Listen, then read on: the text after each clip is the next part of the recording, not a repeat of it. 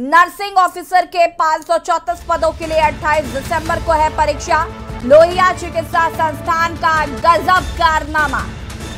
परीक्षा के 8 दिन पहले साइट पर जारी किया गया प्रवेश पत्र।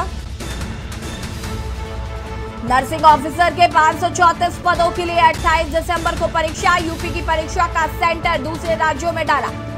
मध्य प्रदेश, बिहार, पंजाब, हरियाणा, पटना में सेंटर। आपको बता दें कि 8 दिन पहले अभ्यर्थियों को नहीं मिल रहा रिजर्वेशन।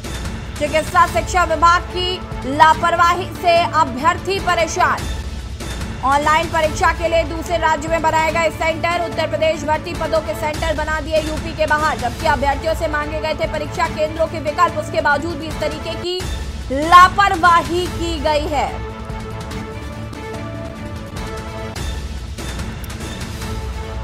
ऑनलाइन परीक्षा के लिए दूसरे राज्यों में बनाए गए सेंटर। उत्तर प्रदेश भर्ती पदों के सेंटर दूसरे राज्यों में, जबकि अभ्यर्थियों से मांगे गए थे परीक्षा केंद्रों के विकल्प। दूसरे राज्यों में सेंटर दिए जाने से अभ्यर्थी परेशान। इसी खबर पर ज्यादा जानकारी के लिए मनीष श्रीवास्तव हमारे ब्यूरो चीफ जुड़ चुके हैं फोन लाइन पे।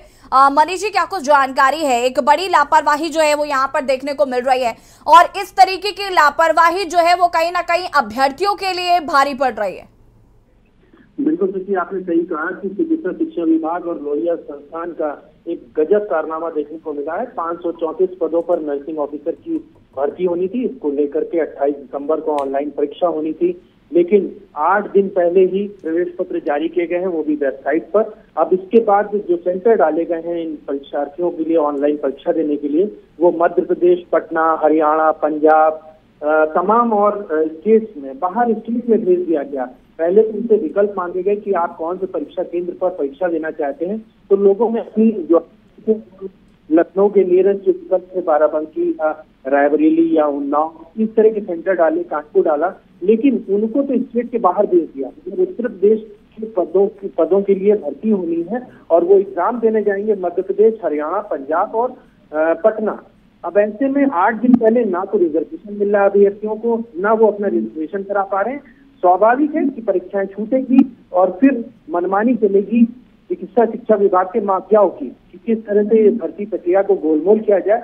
जिस तरह से योगी सरकार की बात करती है, लेकिन ये कारनामा अधिकारियों की तरफ से किया गया साफ दर्शाता है कि नियत में कहीं ना कहीं अधिकारियों के खोट है और इस तरह का हरकत की गई है। 8 दिन पहले अभ्यर्थियों को बाहर स्थित के बाहर परीक्षा देने के लिए प्रवेश पत्र जारी किए गए। जी मनीष जी, देखिए एक बड़ी प्रॉब्लम ये भी हो रही है कि रिजर्वेशन नहीं हो पा रहे हैं बच्चों के। अब जो लोग अब नहीं जा पाएंगे उनका क्या होगा? फिर उनके भविष्य के साथ तो सीधा सीधा खिलवाड़ है ये। बिल्कुल बिल्कुल, आप बिल्कुल सही कह रही हैं। देखिए, जिस तरह से एक तो बेरोजगार नौकरी की आस में वो नौकरी देने परीक्षा देने के लिए जा रहा है, फिर 4 से 5 हजार रुपए वो तत्काल में रिजर्वेशन कराएगा। रिजर्वेशन मिले ना मिले ये बात की बात है, लेकिन अगर बाइक उसको रिजर्वेशन नहीं मिलता तो परीक्षा देने से वंचित रह जाएगा, परीक्षा नहीं मिल पाएगा।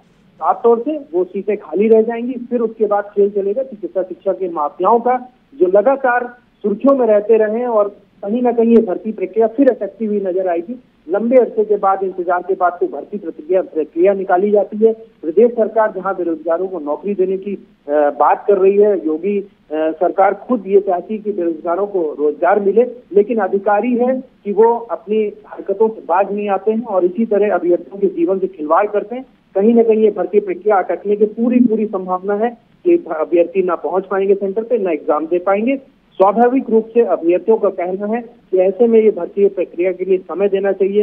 ये ऑनलाइन एग्जाम है, इसकी डेट बढ़ाई जाए, ये लगातार मांग उठ रही है। अब देखना होगा सरकार इसको कितनी गंभीरता से लेती है।